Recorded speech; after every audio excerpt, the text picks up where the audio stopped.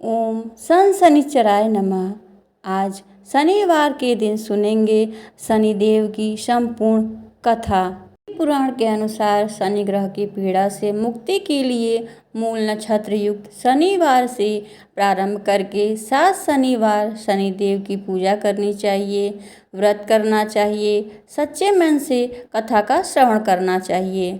शनिदेव को न्याय का देवता कहा गया है, जो प्रत्येक जीव को उसके कर्मों के अनुसार फल प्रदान करते हैं। शनिदेव यमदेव के भाई और माना जाता है कि वो लोगों को उनके कर्मों के अनुसार जीवन में एक बार दंड या पुरस्कार भी देते हैं। उनके पास राजा को कंगाल बनाने और पीड़ित व्यक्ति को भाग्यवान बनाने की शक्ति है। शनिदेव भगवान शिव के महान भक्त हैं, क्योंकि भगवान शिव शनिदेव के गुरु हैं। इसलिए जो लोग उन्हें प्रसन्न करना चाहते हैं वे उनके साथ भगवान शिव की भी पूजा करते हैं। विधि: सुबह जल्दी उठकर स्नान आदि के बाद स्वच्छ कपड़े पहनें और शनिदेव का ध्यान करें और पीपल के वृक्ष में जल चढ़ाएं। लोहे की मूर्ति को पंचामृत से स्नान कराएं। इसके बाद मूर्ति पर सरसों का तेल और काले तिल, काले वस्त्र, फूल और धूप दीप अर्पित करें। शनि स्तोत्र का पाठ करें और शनिदेव के 10 दिव्य नामों का जाप करें और शाम के समय व्रत कथा पढ़ें। पूरे दिन उपवास रखें। शाम को उड़द दाल की खिचड़ी या सरसों के तेल में बने भोजन से व्रत खोलें। ये अब शनिदेव का ध्यान करते हुए कथा का श्रवण करते हैं। एक बार की बात है, सभी नवग्रहों तथा सूर्य, चंद्रमा, मंगल, बुध, बृहस्पति, शुक्र, शनि, राहु और केतु में विवाद छिड़ गया। इनमें से सबसे बड़ा कौन है? सभी आपस में लड़ने लगे और कोई निर्णय न होने पर देवराज इंद्र के पास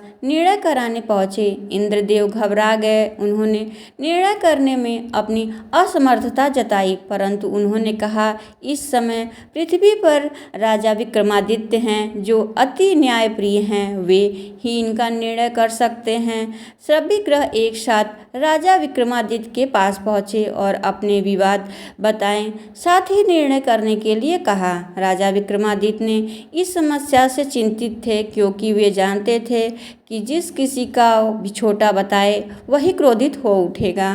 तब राजा को एक उपाय सूझा। उन्होंने स्वर्ण, रजत, कांच, पीतल और शीशा, रांगा, जस्ता, लोहे से 9 सिंहासन बनवाए, उनमें किसी क्रम में रख दिया। फिर सबसे निवेदन किया, आप सभी अपने अपने सिंहासन पर स्थान ग्रहण करिए। जिन सिंहासन पर बैठेगा वही छोटा होगा। इसके अनुसार लौह के सिंहासन सबसे बाद में होने के कारण शनिदेव सबसे बाद में बैठे, तो वहीं सबसे छोटे कहलाए। शनिदेव को लगा कि राजा ने ऐसा जानकर किया और वह गुस्से में राजा से बोले, राजा, तुम मुझे नहीं जानता। सूर्य के राशि 1 महीना, चंद्रमा 2.25 महीना और 2 दिन, मंगल 1.5 महीना, बृहस्पति 13 महीना, बुध और शुक्र 1-1 महीना विचरण करते हैं, लेकिन मैं 2.5 से 7.5 साल तक रहता हूँ। बड़ों का मैंने विनाश किया। श्री राम जी की 7.5 आई तो उन्हें वनवास हो गया और रावण की आई तो उसकी लंका को वानरों की सेना से हारना पड़ा। अब तुम सावधान रहना। ऐसा कहकर कुपित हो शनिदेव वहाँ से चले गए। अन्य देवता खुशी खुशी चले गए। कुछ समय बाद राजा की 7.5 आई, तब शनिदेव घोड़ों के सौदागर बनकर वहाँ आए और उनके साथ बढ़िए घोड़े थे। राजा ने यह समाचार सुनकर अपने अश्वपाल को अच्छे घोड़े खरीदने की आज्ञा दी। उनमें कई घोड़े अच्छे खरीदे।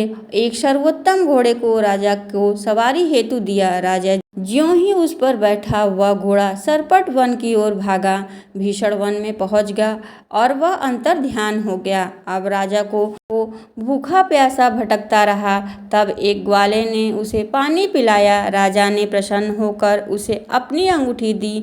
वह अंगूठी देखकर राजा को नगर की ओर चल दिया। वहाँ नाम का एक उज्जैन निवासी विका बताया। वहाँ एक सेठ की दुकान पे उसने जल इत्यादि पिया। कुछ देर बाद भाग्यवश उस दिन सेठ की बहुत बिक्री हुई। सेठ ने उसे खाना इत्यादि कराकर खुश होकर अपने साथ ले गए। वहाँ उसने एक खूंटी पर देखा कि एक हार लटका है जिसे खूंटी निगल रही थी। थोड़ी देर बाद वह हार गायब हो गया। तब सेठ जी ने सेठ के आने पर देखा कि हार गायब है। सेठ समझा वीका ने ही उसे चुराया है। उसने वीका को कोतवाल के पास पकड़वा दिया। उस नगर के राजा ने वीका को चोर समझकर उसके हाथ पैर कटवा दिए, नगर के बाहर फेंकवा दिया। वहां से एक तेली निकल रहा था जिसे उसे दया आई और उसने वीका को अपनी गाड़ी में बैठाया और अपनी जीभ से बैलों को चाटने लगा। उस समय राजा की महाशनि दशा चल रही थी। उस समय राजा की शनि दशा समाप्त हो गई। वर्षा ऋतु आने पर राजा मल्हार गाने लगा। राजा जिस नगर में था वहाँ की राजकुमारी मनभावी को इस गाना इतना पसंद आया कि उनके मन में प्रण कर लिया कि वह राग गाने वाले से ही विवाह करेंगी। राजकुमारी ने दासी को राग गाने वाले को ढूंढने को भेजा। दासी ने बताया कि वह नौरंगिया है, परंतु राजकुमारी नहीं मानी। अगले दिन वह उठते ही वह अनशन पे बैठ गई। विवाह करेंगी तो वो उसी से करेंगी। बहुत समझाने पर भी राजकुमारी नहीं मानी तो उस राजा ने उस तेली को बुलाया और विवाह की तैयारी करने को कहा। फिर राजकुमार उसका विवाह राजकुमारी के साथ हो गया। एक दिन सोते हुए स्वप्न में शनिदेव ने राजा से कहा, राजन, देखा तुमने मुझे छोटा बताकर कितना दुख झेला। तब राजा ने क्षमा मांगी और प्रार्थना करते हुए कहा, हे शनिदेव, जैसे मुझे दुख दिए वह किसी को ना देना। शनिदेव मान गए और कहा, जो भी कथा और व्रत करेगा उसे मेरी दशा का कोई दुख नहीं होगा। जो व्यक्ति रोज मेरा ध्यान करेगा और चींटियों को आटा डालेगा उसकी सभी मनोकामनाएं पूर्ण होगी। शनिदेव ने राजा के हाथ पैर वापस कर दिए। प्रातः आँख खुलने पर राजकुमारी ने देखा तो वह आश्चर्यचकित हुई। वीका ने उसे बताया कि वह उज्जैन नगर का राजा विक्रमादित्य है। सभी अत्यंत प्रसन्न हुए। सेठ ने जब सुना तो वह राजा के पैरों पर गिरकर क्षमा मांगने लगा। राजा ने कहा, वह शनिदेव उन पर क्रोधित थे, इनमें तुम्हारा कोई दोष नहीं है। सेठ ने फिर से निवेदन किया कि मुझे शांति तभी मिलेगी जब आप मेरे घर चलकर भोजन करेंगे। सेठ ने अपना घर नाना प्रकार के भोजन से राजा का सत्कार किया। साथ ही सबने देखा कि जो खूंटी हार निगल रही थी वह उगल रही है। सेठ ने अनेक मोहरे देकर राजा का धन्यवाद दिया। सेठ ने राजा से अपनी कन्या रिकवरी से विवाह करने का निवेदन किया। राजा ने सहर्ष स्वीकार कर लिया। कुछ समय बाद राजा अपने दोनों रानियां मनभावनी और श्रीगौरी को सभी उपहार सहित लेकर उज्जैन नगरी की ओर चल पड़े। वहां राजा के राज्यवासी ने सीमा पर खूब आदर सत्कार किया और सारे नगर में दीपमाला बनाई गई। राजा ने घोषणा की, शनिदेव को सबसे छोटा बताया था जबकि असल में वो सर्वोपरि हैं। तब से सारे राज्य में शनिदेव की पूजा और कथा नियमित रूप से होने लगी। सारी प्रजा खुशी और आनंद के साथ जीवन बिताने लगी। जो भी शनिदेव की कथा को सुनता पढ़ता उसके सारे दुख दूर हो जाते हैं। आइए अब दूसरे कथा का श्रवण करते हैं। महाराज दशरथ के शासनकाल में एक बार ज्योतिषियों ने बताया कि जब शनि ग्रह कृतिका को रोहिणी पर आएंगे तो धरती पर 10 वर्षों का भीषण अकाल पड़ेगा। लोग अन्न जल का अभाव होगा, सर्वत्र हाहाकार हो जाएगा। राजा को बड़ी चिंता हुई। उन्होंने महर्षि वशिष्ठ से उनके निवारण का कारण पूछा, किंतु शनि के प्रभाव को दूर करने का उपाय उन्हें भी नहीं ज्ञात था। तब निरुपाय होकर नक्षत्र लोक पर आक्रमण कर दिया। जब शनिदेव भगवान कृतिका अंतरारोहिणी पर आने को तैयार हुए तो राजा ने उनका मार्ग अवरुद्ध।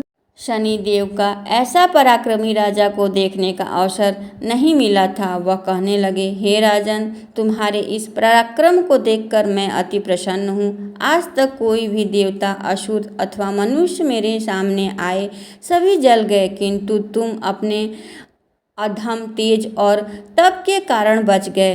तुम जो वरदान मांगोगे मैं अवश्य दूंगा। राजा ने कहा, महाराज आप रोहिणी पर न जाए, यही मेरी प्रार्थना है। शनि भगवान ने राजा की प्रार्थना स्वीकार कर ली और उन्हें धरती का दुख दरिद्र दूर करने वाले शनि भगवान के व्रत की विधि बताई और उनसे यह भी कहा कि जो आपने मेरे कारण अथवा मेरे मित्र राहु और केतु के कारण दुख भोग रहे हैं, उनके लिए शनि व्रत का परम रक्षक होता है, जिससे करके संसार की सभी विपत्तियां कष्ट से मुक्ति मिलती है। राजा दशरथ ने नक्षत्र लोक से अयोध्या को वापस आए और उन्होंने राज्य भर में शनि देव व्रत की महिमा का खूब प्रचार किया। तभी से भारत भूमि को इस व्रत का बड़ा भारी प्रचलन है। इस कथा को कहने सुनने वाले दोनों की मनोरथ पूर्ण होती है। संसार में नाना प्रकार के सुख भोग कर अंत में शनि देव लोक की प्राप्ति होती है।